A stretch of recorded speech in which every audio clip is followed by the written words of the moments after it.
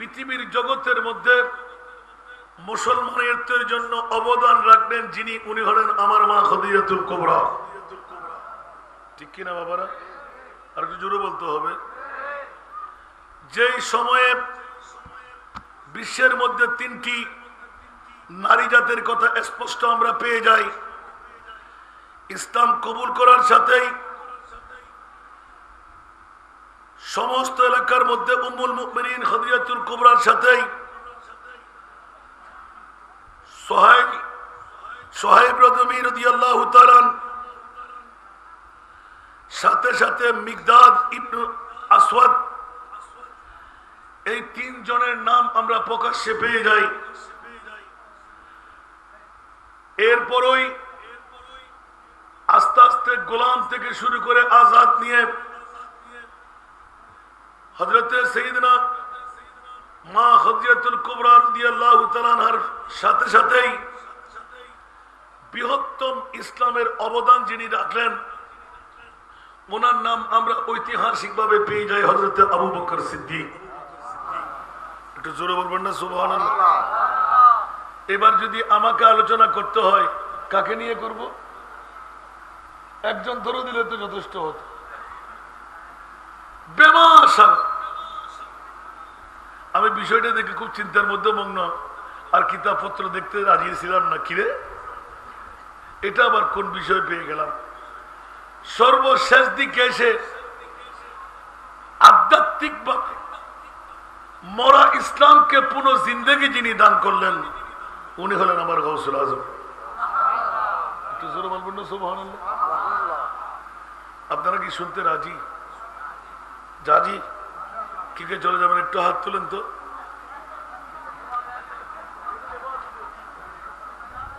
চলে যাবেন? আমার এখনো কামিজটা ভিজা, আর আপনাদের জোশ আর হোশ। এই মাঠের মানুষরা তো চালাক। আমি দেখতে দেখতে দেখতে পাচ্ছি মাহফিল যদি আরো হয়, সুন্নিয়তের জোয়ারও বাড়বে, এলাকার ধনীরা বাড়বে, গরিব গরবরা উদর ফুর্তি করে খাইতে পারবে। সুবহানাল্লাহ বলবেন না? অনেকে হাসতে থাকবেন যে হাসান রাজাকে তো কেউ ছাড়ে না, সবাই তো হাসান রাজাকে পায়। আমি তো আপনাদেরই ছেলে। তবে আমি আহলে সুন্নাতুল জামাতের কাছে ঋণী, কারণ সূচনা থেকে আপনারা ধরে রেখেছেন, ওই ধরার মধ্যে এখনো আছি। গোটা বাংলার মধ্যে যখন সুন্নিদের ডিভাইড, ওই সময় হাসান রাজা এই স্টেজে ছিলাম। এখনো আশা করি সামনে যদি বাঁচিয়ে থাকি থাকবো, কারণ এখন আমি হুজুর হইতে পারি নাই। যারা হুজুর হয়ে গেলেন ওদের মামলা আছে। আমি যেহেতু হুজুর হইতে পারি নাই, আমার কোনো মামলাও নাই। ঠিক না? সুন্নিদের ঐক্যের জন্য আগে থেকে যে স্লোগান নিয়ে আমি ছিলাম, এখনো সেই স্লোগান নিয়ে আছি। আপনি কোন পীরের মুরিদান সেটা আমার দেখার প্রয়োজন নাই। সে যদি রিক্সাওয়ালা, দিন মজদুর, ঠেলাগাড়ি বলা হয়, সুন্নি যদি হয়, সে আমার মাথার তাজ। জোরে বলবেন না সুবহানাল্লাহ? শর্ত হলো কি হওয়া চাই? আর জোরে বলতে হবে, সুন্নি হওয়া চাই। একটু জোরে বলেন না সুবহানাল্লাহ? আর সুন্নিরা এক না হওয়ার পেছনে সমস্যা কোথায়? চেয়ার, মামু, চেয়ার আর পয়সা। কেউ সানা তুলে খেতে পারবে না, আর কেউ সানা তুলে খেয়ে পেয়েছেন। আবার কেউ চিন্তা করতে লাগলেন নেতৃত্বের আসন কে পাবে, আমি পাবো না অন্য কেউ পাবে? তা আমি এখন পাইয়ে আছি, আমি অভাবে থাকি। আর আমরা চাই চেয়ার, আমি চাই না কর্তৃত্ব, আমি চাই না, আমি মুস্তাফার গোলামি চাই। একটু জোরে বলুন না সুবহানাল্লাহ? এখনো কি আপনারা, আমি চাই নাই, তারপরে উত্তর জেলা আহলে সুন্নাত ওয়াল জামাতের প্রেসিডেন্ট বানাই দিলেন। এটা হলো মুস্তফার খেলা। আমি একবারও বলি নাই। আবার যদি কেউ বলে আপনি প্রেসিডেন্ট থেকে লোয়ার ক্লাসের একজন কর্মী, আমি রাজি। মুস্তফার গোলামরা যত গাঢ় হয় তত উপরে উঠে যায়, ঠিক না? যেমনি ভাবে মা খাদিজাতুল কুবরা রাদিয়াল্লাহু তাআলা আনহা ইসলামের কেমন দরদি, দুইজন স্বামী আমার মুস্তফার আগে ওনার শেষ হলো, তৃতীয় নাম্বার স্বামী হলেন আমার নবী পাক সাহেবুল আওলাদ। সুবহানাল্লাহ বলবেন না? কথা বলতে হবে। প্রথম স্বামী কয়জন চলে গেছে? আমার মা খাদিজা মনে মনে ইয়াকিন করে ফেললেন, না না আর স্বামী নেব না, এবার এলন থেকে যাব, দুনিয়ার মধ্যে আর আইসিসর দরকার নাই, মরতে তো হবেই। দুইজন স্বামী চলে গেল, মার বাবা চলে গেল, এবার আর স্বামী নেব না। আমার বোনে পাওনা বিশ্ব সুন্দরী বানায়, বিশ্ব অর্থের মালিক বানায়, আমার মুস্তফার জন্য বিবি লিপন করে রাখলেন। সুবহানাল্লাহ। এই বাচ্চারা ভাইরা, আমার মাহফিলে কথা বলা যায় না, পারলে বসো, না পারলে জোরে কথা বলতে পারবে না। আমি টাচ করে জিজ্ঞাসা করবো, আর তুমি যদি বুঝে না আমাকে জিজ্ঞাসা করো, কথা বলবো কেন?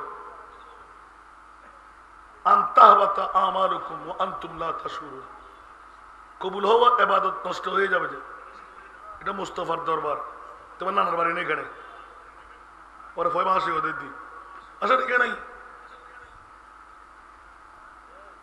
বড় আদব থাকে খেয়াল লাগবে। তুই লাড়ার হওয়া বনর মাথা দরকার নাই কিন্তু এই সারিজন ফুয়া ওকে গাতা দিল আজু আজু আসা নাকি ভয় করতে মার ফুয়া বাবুর ফুয়া নাও পাল্লা দিব, হুশিয়ার সাবধান, আবার যেন অন্য করে সলাতুনিয়া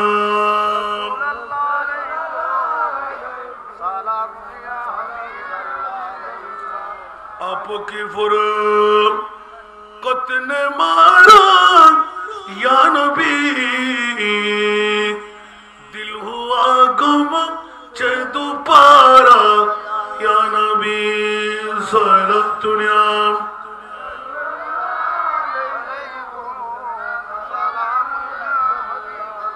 चैना था है मेरे दिल को तमाम, जब पुकारो दिल से अपना या नबी सारा दुनिया।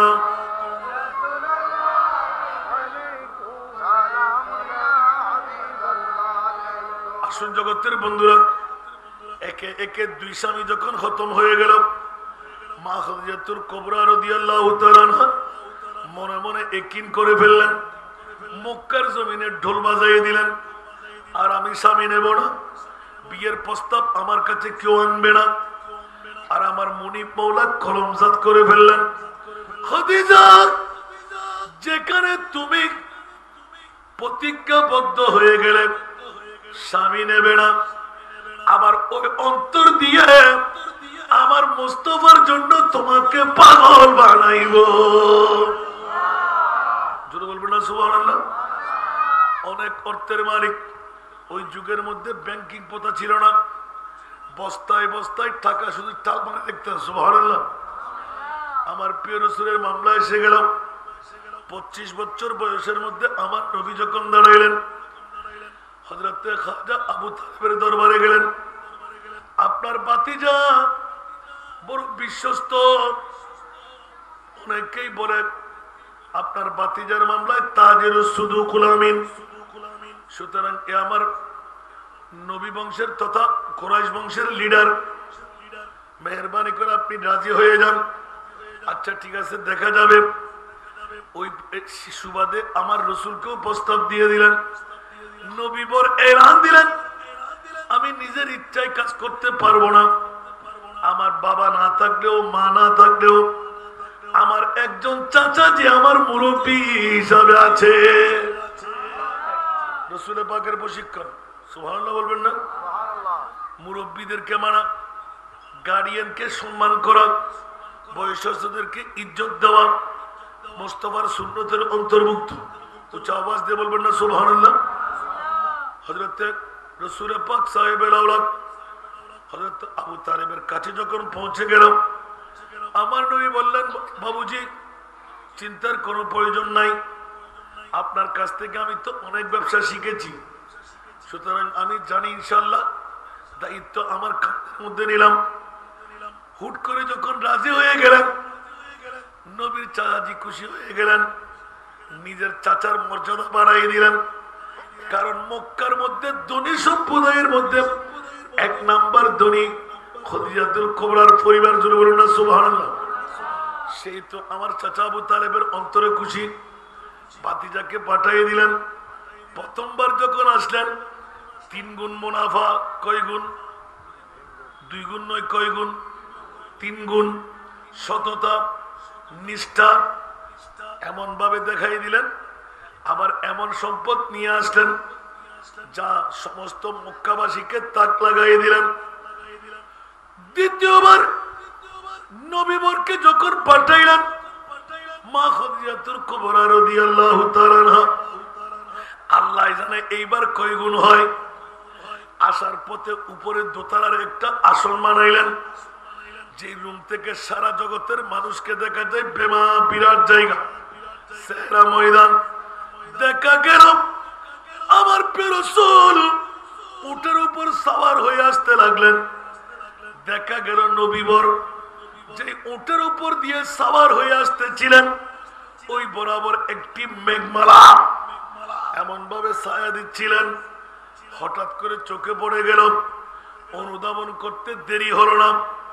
সখী বান্দীদেরকে ডেকে নিলেন, তোরাও দেখ, এইজন আব্দুল্লাহর ছেলে মুহাম্মদ। নিশ্চিত করে প্রমাণিত হয় বিশ্বের মধ্যে একজন ছেলে আল্লাহ পাঠাইলেন। সুবহানাল্লাহ বলবেন না? হঠাৎ করে মনের মধ্যে আপিল এসে গেল, প্রতিজ্ঞাবদ্ধ ছিলাম স্বামী নেব না। আব্দুল্লাহর ছেলে এবার আসুক, হিসাব নিকাশ পেয়ে পাগল রাখো, তোমার ব্যবসা বাণিজ্য লাগবে না। এবার আমি খদিজার কাছে তোমাকে স্বামী বর বানাবার প্রয়োজন, রাজি হবে কি? হযরত প্রিয় রাসূল এলান দিলেন, খদিজা আমি 25 বছর বয়সী, তুমি 40 বছর বয়সী, তোমার কাছে সমস্ত গুণ সবকিছু আছে, সুন্দরীও আছো, অর্থস্বার্থের মালিক আছো, তবুও আমি এতিম ছেলে, কেন আমাকে তুমি স্বামী নিতে যাচ্ছ? বলছে এগুলো বলা যাবে না, আপনি রাজি আছেন কিনা বলেন। বলে যে আমি রাজি আছি কি নাই, আমার একজন গার্ডিয়ান আছে, আমার একজন অভিভাবক আছে, উনি হলেন আমার চাচা যান, যার অনুমতি পেয়ে আমি তোমার ব্যবসার হাল ধরলাম। অনুরূপ ভাবে উনি যদি অনুমতি দেন, আমি তোমাকে বিয়ে করবো কিনা জানাইব। এদিকে নবী পৌঁছার আগে চাচার কাছে আরেকজন প্রতিনিধি পাঠিয়ে দিলেন। 2 জন এক কাট্টা হলো, আমার মুস্তাফার রেজা পেয়ে গেলেন। রাজি হবার সাথে আর দেন নাই, নবীবরকে কাছে যখন পেয়ে গেলেন, আল্লাহু আকবার, এইজন তো সাধারণ কোন জাত না, যার কাছে টাকার কোনো লোভ নাই, অর্থের কোনো লোভ নাই। কি মানুষ পৃথিবীর জগতের মধ্যে যার মতন আর কোন মানুষ মিলাতে পারি না। হযরত মা খদিজাতুল কুবরা, কি পাইলাম কি পাইলাম কি পাইলাম, আমার মুস্তাফার আস্তে আস্তে 15টি বছর যখন পার হতে যাবে, 35তম বছরের মধ্যে আমার প্রিয় রাসূল মা খদিজাতুল কুবরাকে এলান দিলেন, খদিজা অর্থের কোনো অভাব নাই, স্বার্থের কোনো অভাব নাই, কিন্তু খদিজা বিশ্বের ঢক আমার ভালো লাগছে না। নিশ্চিত আল্লাহ এমন একটি যুগ, এমন একটি পয়গাম আমার কাছে প্রয়োজন। মিছে মিছে দুনিয়া লাগতে লাগলো আমার। খদিজা মুনিবের কাছে একজন যাব, আমার মুনিব মওলা একজন আছে, এই বিশ্বটা কে বানাইল? বিভিন্ন মকাসিদের কথা বলে হঠাৎ করে 35তম বছরে গিয়ে আমার নবী প্রস্তাব করে ফেললেন, খদিজা অর্থশাস্ত্র সবকিছু আছে, তোমাকে আমাকে ছেড়ে দিতে হবে। বলে যে ইয়া রাসূলুল্লাহ, সবকিছু ছাড়তে পারি, নবী ছেড়ে, আব্দুল্লাহ ছেড়ে, মুহাম্মদ ছেড়ে আমি থাকতে পারবো না। আওয়াজ দিয়ে বলুন না সুবহানাল্লাহ। আর একটু জোরে বলুন না সুবহানাল্লাহ। মা খাদিজাতুল কুবরা রাদিয়াল্লাহু তাআলা মুস্তাফার কথা এমন ভাবে কোরবান হতে লাগলেন, নবীর কথা শুনে ফেললেন, নবী খাদিজার কথা শুনে ফেললেন। খাদিজা, পৃথিবীর মায়া আমি চাই না, নিশ্চিত আমার মুনিব মাওলাকে তালাশ করে বের করতে হবে। 35তম বছর থেকে 40টি বছর পর্যন্ত তথা 5 বছর এক নাগারে গারে হেরার মধ্যে বসে আমার প্রিয় রাসূল ধ্যান মগ্নের মধ্যে রয়ে গেলেন। যেই মামলার মধ্যে এলান এসে গেল, অনেকে ইখতিলাফি রাওয়ায়াত করে 5 বছরের ধ্যান মগ্নতা দেখে পৃথিবীর জমিনে আল্লাহ 30টি রমজান দান করলেন। জোরে বলুন সুবহানাল্লাহ। আর একটু জোরে বলুন না সুবহানাল্লাহ। হযরতে মা খাদিজাতুল কুবরা প্রতি মুহূর্তে যখন মনে পড়তো, দিনের বেলা সন্তানদেরকে বুঝাইতেন, ব্যবসা বাণিজ্য যা ছিল চুকাইতেন, মাগরিবের নামাজের আগে খাওয়া দাওয়া পরিবেশন করায় নবীর জন্য পাগল হয়ে দৌড় দিয়ে উঠে যেতেন। খাবার নবী নিতেন না মুখে। সূর্য যখন ডুবতে যেত, যখন আযানের ধ্বনি শোনা যেত 3 কিলোমিটার দূরত্বের মধ্যে, হযরতে রাসূল পাক বেমা খোলা ময়দান বলে কাবা শরীফ দেখতে পেতেন। হযরতে বিলাল আওয়াজের ধ্বনি, আযান ছিল না, কাবা শরীফ দেখে দেখে কাঁদতেন। আমার রাসূল সূর্য ডুবে গেলে আহার নিতেন। ওইখান আমার মুনিবের কাছে ভালো লেগে গেল। 40 বছর পূর্তি যখন হলো, আমার মুস্তাফাকে এলান দিলেন, মুআযির আশিরাতুকাল আকরাবিন। উচ্চ আওয়াজ দিয়ে বলবেন না সুবহানাল্লাহ। ইয়া রাসূলুল্লাহ, আপনার আপনজন স্বজন যারা আপনার নিকটতম আত্মীয়, ওদেরকে ইসলামের দাওয়াত দেন। আমার নবী বললেন, খাদিজা এখন কি করব? আমার মা খাদিজা এলান দিলেন, ইয়া রাসূলুল্লাহ, মুনিব আপনাকে যা বলেন আপনি গ্রহণ করে নিন। 1 নম্বরে আমার রাসূলকে আমি মেনে নিলাম। সুবহানাল্লাহ।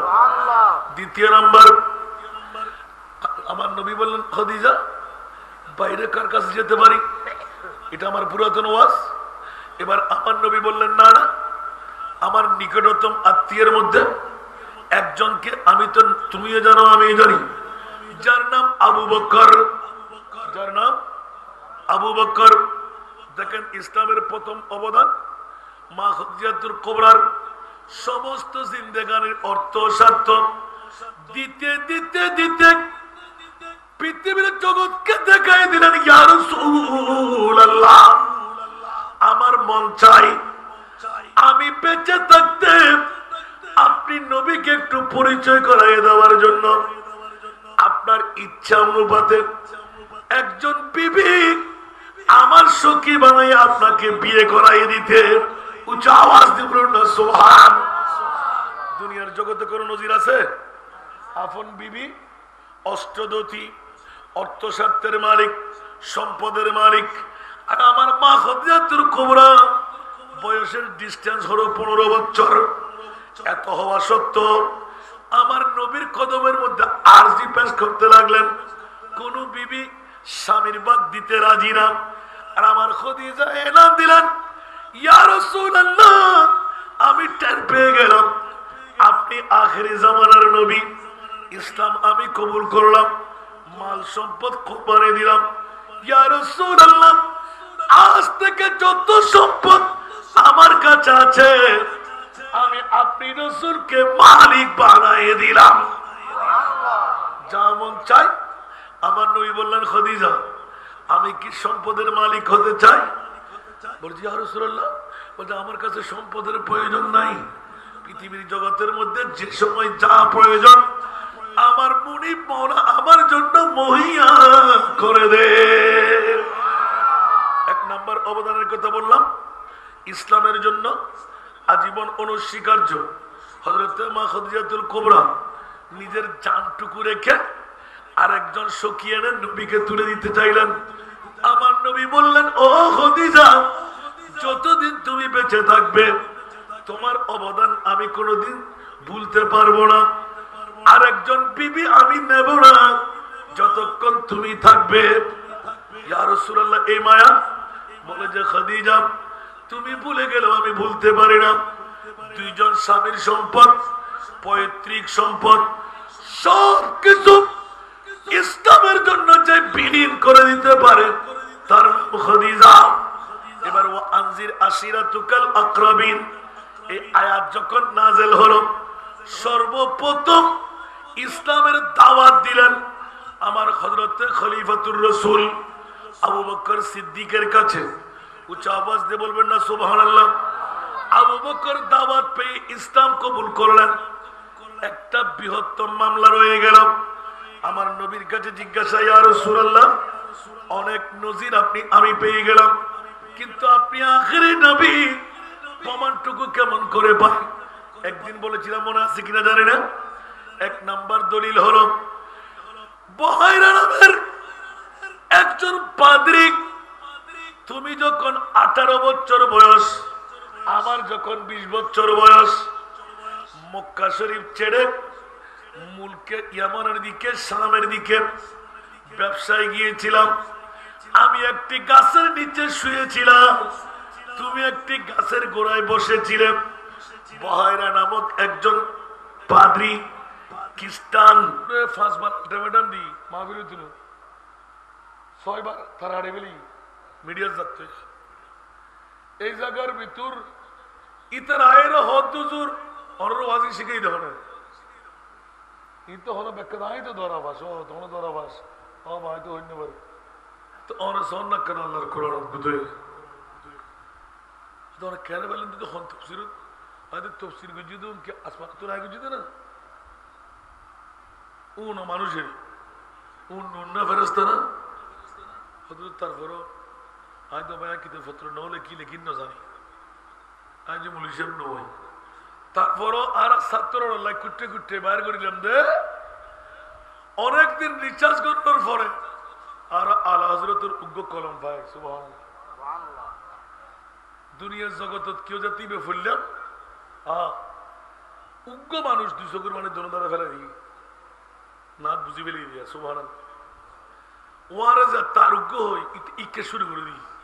আল্লাহু আকবার। প্রশ্ন করলাম কি 1,24,000 2,60,000 বেশি আর কম নবী রাসূল বানাইলে মাওলা কাউকে আসু মোয়াল্লা দিয়ে নাও নাই, মেহমান বানাও নাই, আমার নবীকে কেন মেহমান বানাইলে? মাওলা একটু খুলে বলনা। আমার মুনিব মাওলা এলান দিতে লাগলেন। সুবহানাল্লাহ বলেন না? বন্ধুরা তোরা 1450 বছর পরে আমার নবী নিয়ে গুতাগুতি করবি, আমি আল্লাহ ভালো করে জানি। ওরা নামাজ, রোজা, হজ, যাকাত, তাসবিহ, তাহলিল, দাড়ি, পাগড়ি, টুপি, পাঞ্জাবি সবকিছু এক বরাবর, কিন্তু ঈমান হারা হবে। যাদের মামলায় আমার প্রিয় রাসূল ঘোষণা দিলেন 72টি দল জাহান্নামী, ওরা হিন্দু না, বুদ্ধ না, খ্রিস্টান না, ওরা সবাই মুসলমান। নামাজের কপালের দাগ আছে, হাঁটুতে জ্বর আছে, গাঁটটির ফিটে চাট আছে, তারপরেও জান্নাত তারা পাবে না। মামলা হলো কোথায়? আমার নবীর শানে গুস্তাখি আর বেয়াদবি করার কারণে, ঠিক কিনা? আরো জোরে। আহলে সুন্নাতুল জামাত আমাদের প্রিয় রাসূল যিনি মাসুম নবী, কসমিন কালের জন্য পাপ করতে পারে না। আমার প্রিয় রাসূল নূরের রবি, যে সময় মাটি ছিল না, আসমান ছিল না, জমিন ছিল না, লৌহ ছিল না, কলম ছিল না, চাঁদ সূর্য ছিল না, আদম বানাবার 14,000 বছর আগে আমার নবী বানাইলেন। কে বানাইলেন? আরো জোরে কে বানাইলেন? মৌলা। মামলা কি? বলে যে আমি জানি 1450 বছর পরে মাদ্রাসার জমিনও আহলে সুন্নাত ওয়াল জামাত ঐক্য পরিষদ আজিমুসান ঈদে মিলাদ নবী 15তম বারের অনেকে নবীকে মাট্টা বলবে, বাপ দাদার মতন বলবে, সাধারণ বলবে। আমি আল্লাহ বিশ্বকে জানাই দিলাম ওয়ালাম ইয়াকুন ফি হাদিহিল ওয়াক্তে লাউহুন ওয়ালা কালামুন ওয়ালা জান্নাতুন ওয়ালা নারুন ওয়ালাল আরদু ওয়ালাস সামা ওয়ালাশ শামসু ওয়ালাল কমার ওয়ালাল জিন ওয়ালাল ইনস ওয়া মা ফিহা। আসমান জমিন লৌহ কলম চন্দ্র সূর্য জান্নাত জাহান্নাম কিছুই যখন ছিল না, ওই সময় আমার নবী বানাইলাম। ঠিক কিনা বন্ধুরা? আহলে সুন্নাত ওয়াল জামাতের পক্ষে আল্লাহ আছে না নাই? কোন বাতিল ফিরকার পক্ষে আল্লাহ। এই কারণে যারা বাতিল একজন আল্লাহর বলি তার কাছে নাই, আসেনি। কথা বলতে হবে। একজন দেখাইতে পারবে আপার ক্লাস থেকে লোয়ার ক্লাস পর্যন্ত সমস্ত ওলি আল্লাহর গোষ্ঠী একমাত্র সুন্নি জনতার কাছে। ওরা বানাওয়াট অনেক করে, একজন আসল হাকিকত দেখাইতে পারবে না। পৃথিবীর জগৎবাসীরা আমার বিশ্বের আলোকে এলান দিতে হয়, এই জগৎবাসীরা আমার প্রিয় রাসূলের মামলা হযরতে সিদ্দিক আকবর রাদিয়াল্লাহু তাআলা পৃথিবীর জগতের মধ্যে আকীদার মামলার কথাটা ফাঁস করতে হয়। যেই কারণে আমার বাবারা ভাইরা নবী নিয়ে গুতাগুতি করবে। আমার মুনিব মাওলা ঘোষণা দিলেন ওয়ারাফানা লাকা যিকরাক। উচ্চ আওয়াজ দিয়ে বলবেন না সুবহানাল্লাহ। ওয়ারাফানা লাকা যিকরাক। ইয়া রাসূলুল্লাহ, আপনার তাজিম, আপনার তাকরীম, আপনার ইজ্জত, আপনার উরুজিয়ত মৌলা কোথায়? আমি আল্লাহ যে তাই, আপনি নবীও সে তাই। জোরে বলবেন না সুবহানাল্লাহ। তাহলে আকীদার মামলাটা স্পষ্ট হয়ে গেল। আহলে সুন্নাত ওয়াল জামাতের পক্ষে আল্লাহ আছে না নাই? এই জন্য আমার নবীকে আরশ মুআল্লার মেহমান বানায় বিশ্বকে জানাই দিলেন কোন নবীর মতন আমার নবীকে বলা যাবে না। আমার নবী হলেন ইমামুল আম্বিয়া, সরদারে আম্বিয়া। উচ্চ আওয়াজ দিয়ে বলবেন না সুবহানাল্লাহ। এবারে মুদ্দা কোথায় আসলাম? হযরতে মা খাদিজাতুল কুবরার অনুদান ইসলামের জন্য হযরতে সাইয়্যিদনা খলিফাতুর রাসূল আবু বকর সিদ্দিক রাদিয়াল্লাহু তাআলার অনুদান দিতে দিতে দিতে জঙ্গে তাবুকের যুদ্ধ এসে গেল। আমার নবী বললেন, এই কার সাথে চলতে লাগলো? আনসার মুহাজির তোমরা কে আছো? ঐতিহাসিক এই যুদ্ধের মধ্যে তোমরা কে সহযোগিতা করতে পারবে? জগৎবাসীরা হযরতে ওমর ইবনে খাত্তাব পাহাড় পরিমাণ সম্পদের মালিক। অনেকে লকডাউনের মধ্যে এরকম ছিল না, টাকার মালিক। আমি যখন টাকার মালিক আমার নবীর মন খুশি করে নেব।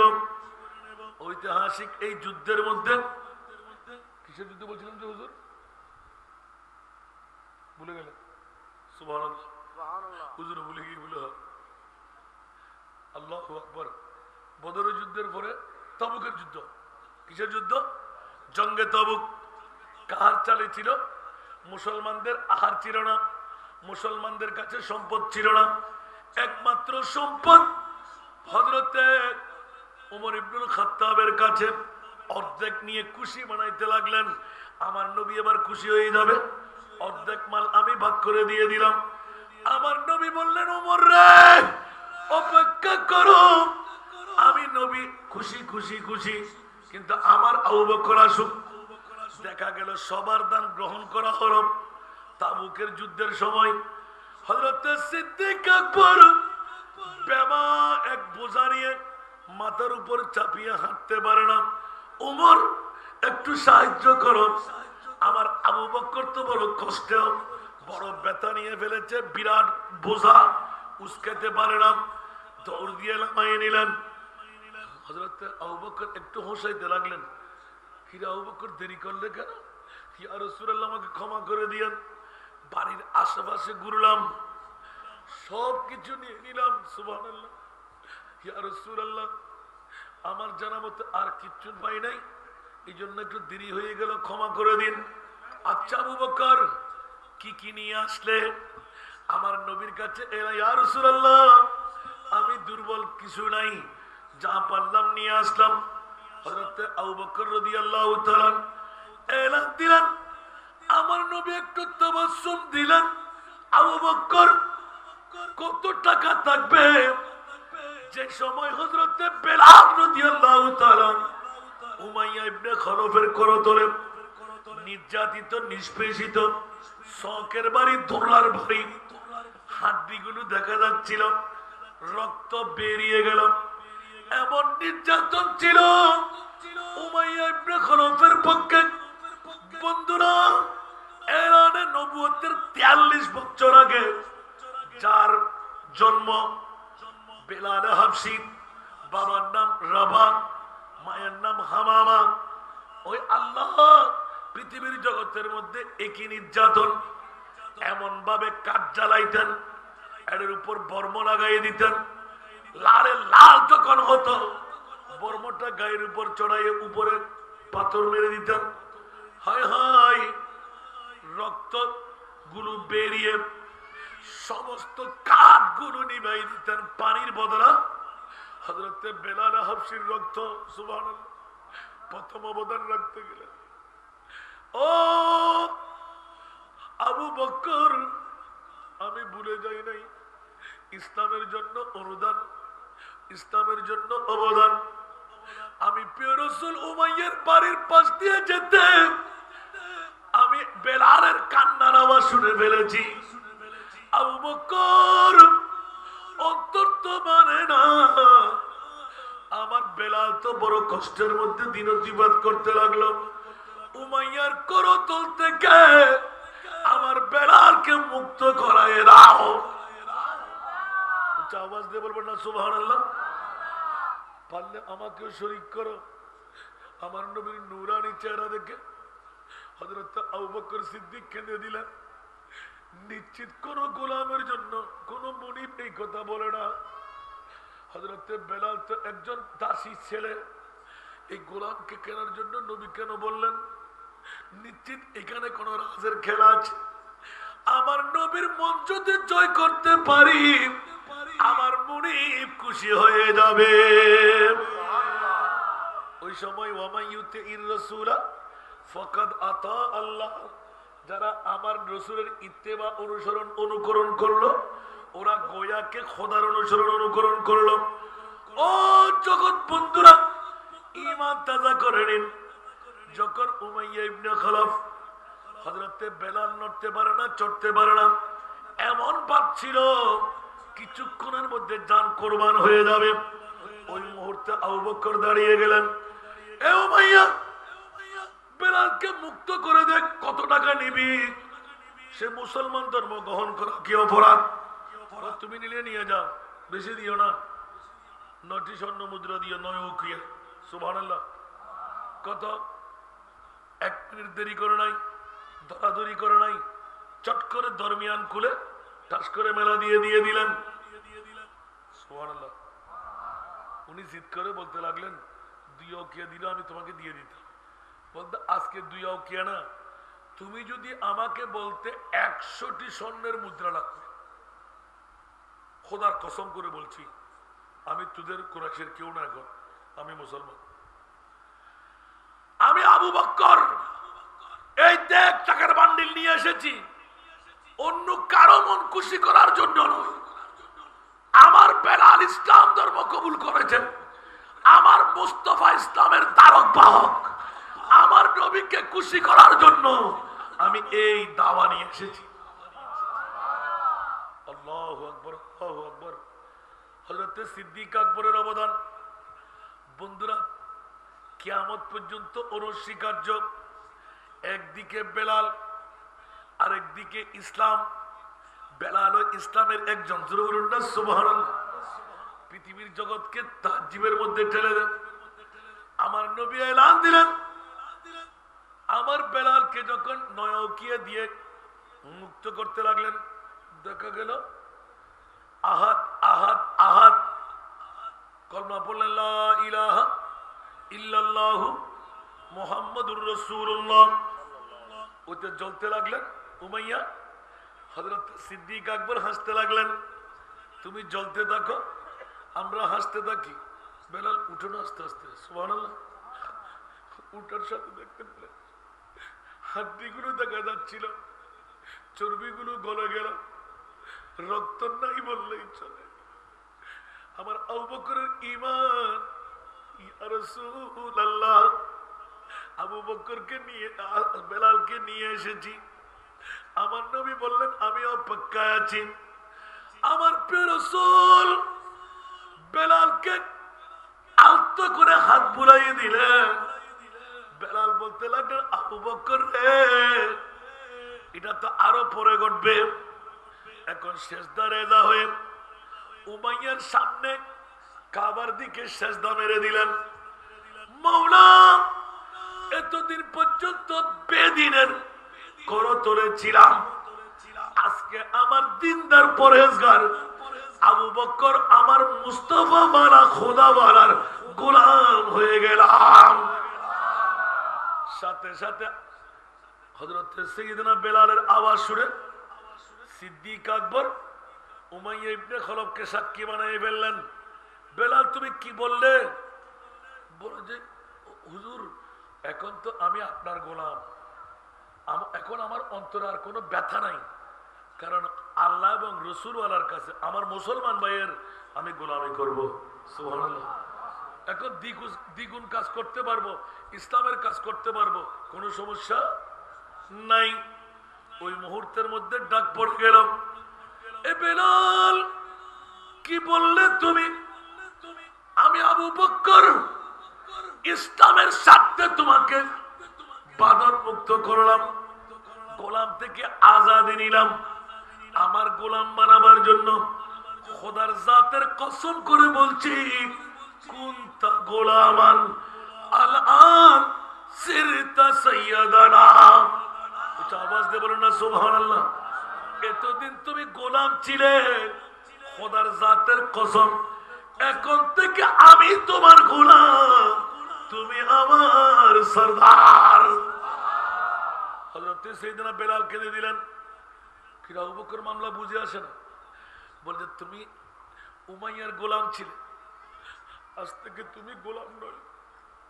বলে যে আমি কি এমন কাজ করলাম? বলে যে খোদার কসম, যার কলমের মধ্যে নবী ঢুকে যায় সে আর সাধারণ গোলাম থাকে না। দো আলম কি দৌলত है इश्क नबी में, दो आलम की दौलत है इश्क नबी में, ये हासिल जिंदगी बंदगी है। सुरूरे दवामी, सुरूरे दवामी, तुम्हें भी मिलेगी मोहब्बत की दुनिया, बसा कर तू देखो सोला दुनिया।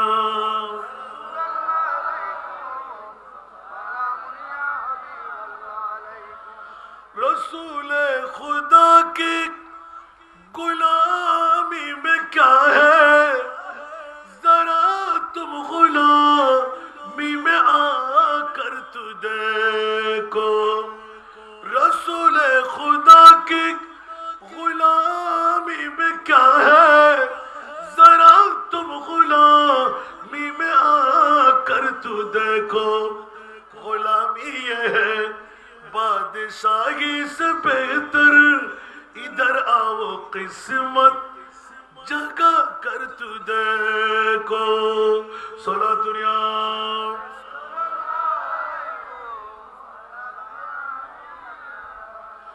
फजीलत बड़ी है दरे मुस्तफा की, परसती है उस दर पे रहमत खुदा की, यहाँ कैफ मस्ती का आलम है तारी, दिलों में तसव्वुर जमा कर तू देखो।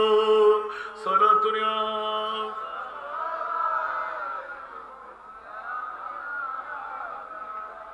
বাবা আমার হুজুর চলে আসবে, আর পারবো না। এইভাবে একজন একজন করে বলতে যাব।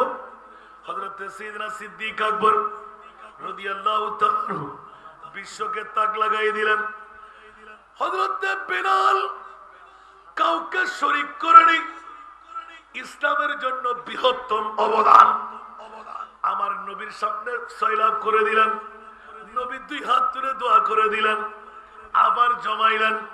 এইভাবে দিতে দিতে দিতে দিতে দিতে তাবুকের যুদ্ধ যখন চলে আসলো, ইয়া রাসূলুল্লাহ আমি কেমন করে থাকবো? এবার আমার নবী খুললেন, কারো গাঁটটি চেক করে নাই। হযরত আবু বকরের গাঁটুরি যখন চেক করলেন, দেখা গেল এখানে সুলির ছাই পর্যন্ত চলে আসছে। কিরে হযরত আবু বকর, আগামীকালকে চুলি কি রান্না হবে না? বলে যে হোক আর নাই হোক, আমার দরকার নাই।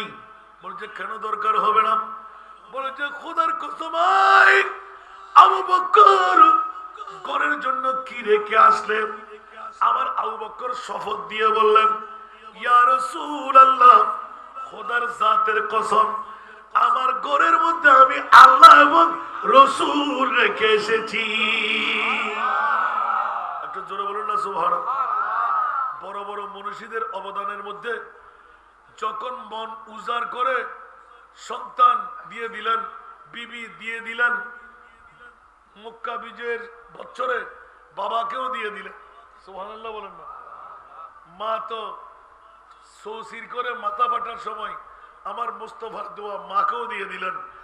এখন পৃথিবীতে রাখলেন কি? যার জিন্দেগির সব কিছু ইসলামের জন্য কুরবানি দিয়ে আফজালুল ইবাদ বাদাল আম্বিয়া হয়ে রইলেন। সুবহানাল্লাহ সুবহানাল্লাহ। 10 জন জান্নাতীর মধ্যে 1 নাম্বার জান্নাতি হয়ে গেলেন। সুবহানাল্লাহ। যে আবু বকরের এলান ছিল, मैं बड़ा अमीर कबीर हूँ, शायद दूसरा कासीर हूँ। सुभान अल्लाह।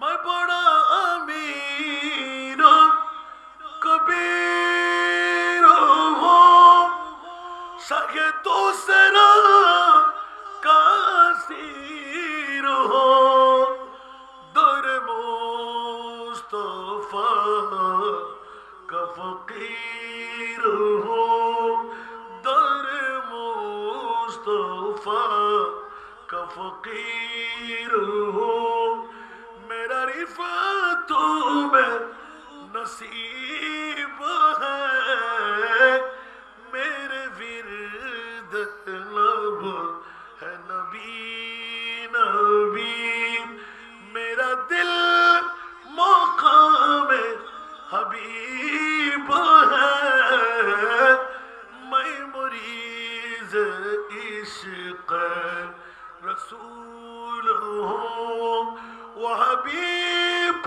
मेरा तबीब है, मेरे विरद लब है नबी नबी। सलातुनिया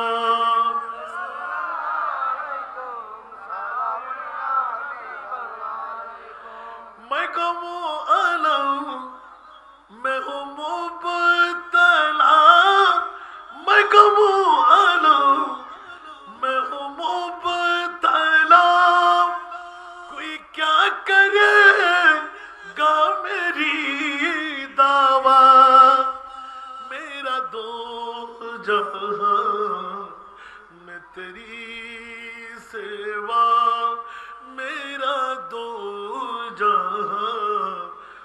तेरी सिवा शह और कौन तबीब है मेरे विरद लब है नबी नबी मेरा दिल मकाम हबीब है मैं मरीज इश्क रसूल हूँ वो हबीब मेरा तबीब है मेरे विरद लब है नबी नबी सलातुनिया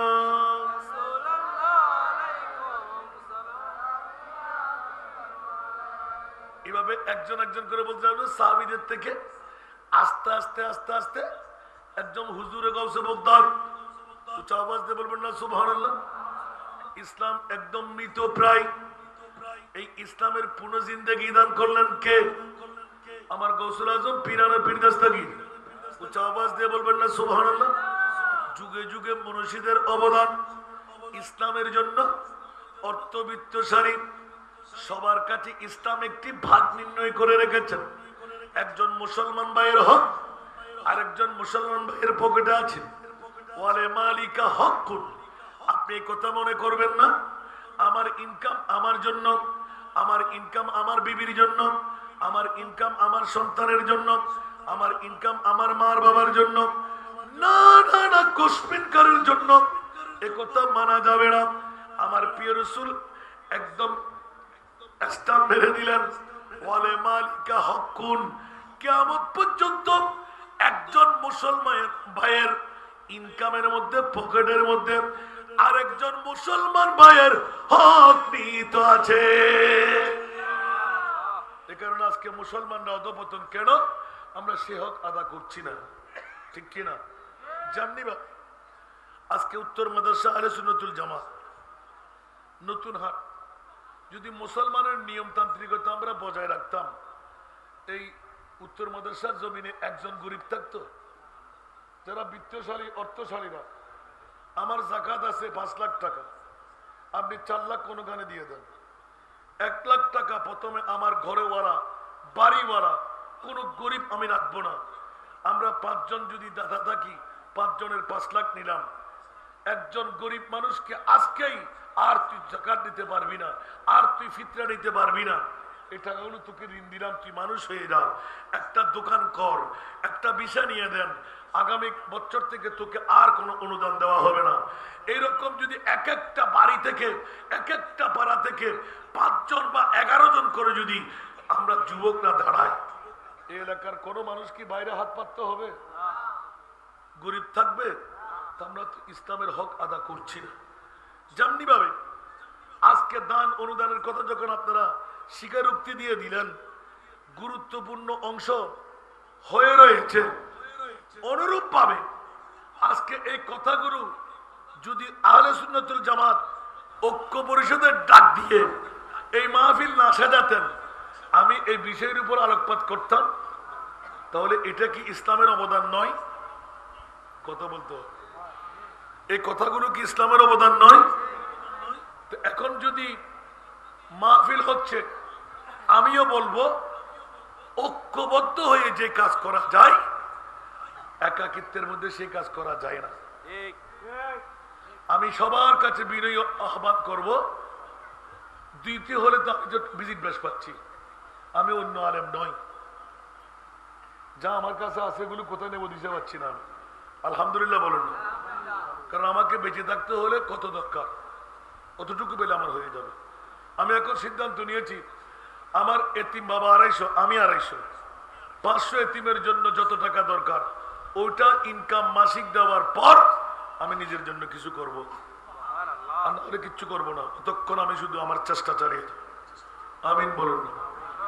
এখন আপনাদের কাছে আমার যুগ যুগ ধরে ইসলামের জন্য এই অবদান রাখার কারণে তাবলীগের দাওয়াত, ইসলামের প্রসারতা চালু থাকবে কি থাকবে না?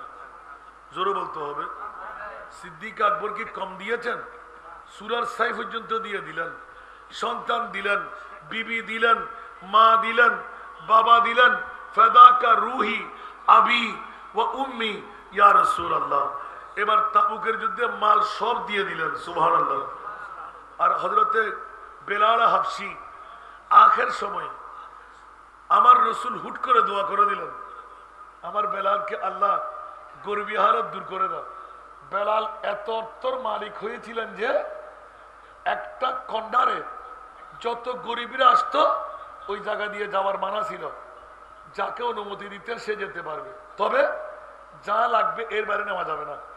কোন একটা ভেঙে দিয়েছিলেন, ওখানে আমার রসুলের দোয়ার কারণে আমার গাল হারিয়ে যাচ্ছে। স্বর্ণ রূপা হীরা মণিমুক্তা ওখানে টাল দেওয়া থাকতো। বেলাল হাবশী ওখান থেকে নিয়ে নিয়ে তুমি যাওয়ার সময় হাতের মুষ্টির মধ্যে যা ধরে তুমি ওখান থেকে এক মুঠ নিয়ে যাও। যিনি একবার নিতেন উনি আবাদুল আবাদের জন্য পয়সাওয়ালা হয়ে যেতেন। সুবহানাল্লাহ বলেন। দুনিয়া কি ये शान खिदमत गारों की सरदार का आलम क्या होगा। ये शान खिदमत गारों की सरदार का आलम क्या होगा। जिस वक्त खिदमत मैं उनकी बकर उमर उस्मान अली। जिस वक्त खिदमत मैं उनकी बकर उमर उस्मान अली। उस वक्त रसूल अकरम के दरबार का आलम क्या होगा। उस वक्त रसूल अकरम के दरबार का आलम क्या होगा।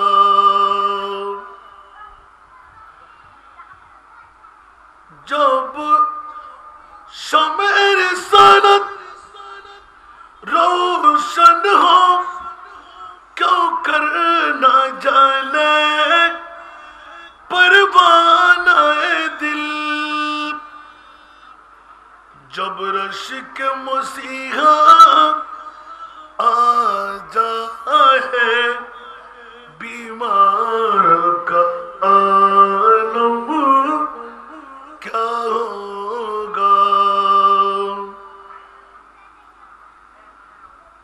मेराज के शब हक से मिलने वो अर्श अल्लाह पर पहुँचे।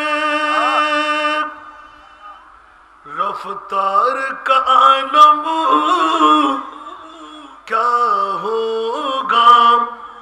गुफ्तार का आलम क्या होगा। रफ्तार का आलम क्या होगा। गुफ्तार का